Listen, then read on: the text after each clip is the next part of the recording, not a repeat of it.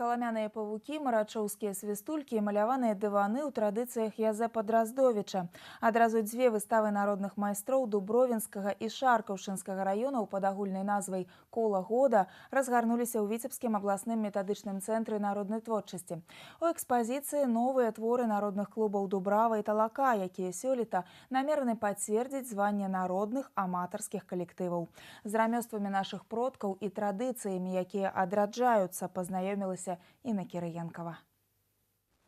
Усё, чым багата народная спадчына прыдзвінскай зямлі, можна ўбачыць на выставе. У экспазіцыю гарманічна ўпісаліся вырабы дэкаратыўна-прыкладнога мастацтва і ткацтва, аплікацыі саломкі, лапікавае шыццё, лялькі-абярэгі, вышыўка, маляванка. Асаблівая гордасць дубровінцаў – марачоўскія свістулькі з чорнай задымленай керамікі. Гэтыя цацкі былі вядомыя далёка за межамі Віцебскай губернии. Она примечательна своей архаичностью.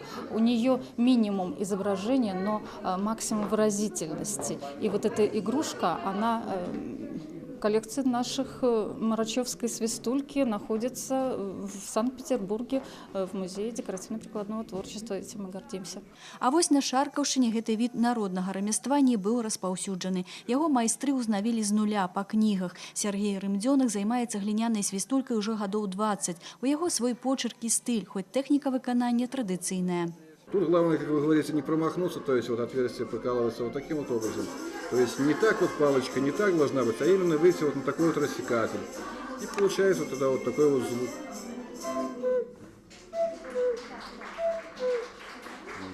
Не толькі пачуць салаўіныя трэлі, але і ўбачыць маляваныя дываны ў традыцыі Язэпа Драздовіча можна на выставе рамеснікаў. Зараз у народнага мастака шмат паслядоўнікаў на Шаркаўшчыне, якія адраджаюць народны роспіс.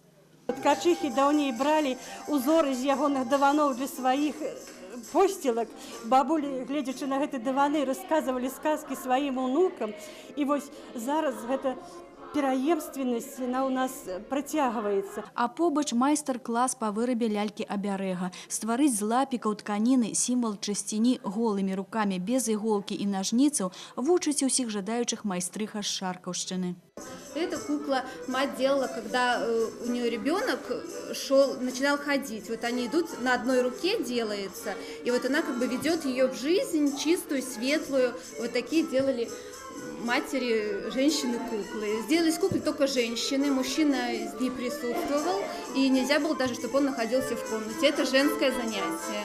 На выставе таксама прадстаўлена калекцыя касцюмаў, аздобленых ільном і саломкаў, аўтэнтычныя ручнікі з уласцівым той ці іншай мясцовасці узорам, а таксама карціны, вышытыя крыжыкам. І ў кожным творы можна прасачыць пераемнасць пакаленняў. Словам, тут ёсць у каго вучыцца народнаму рамяству і ёсць каго вучыць.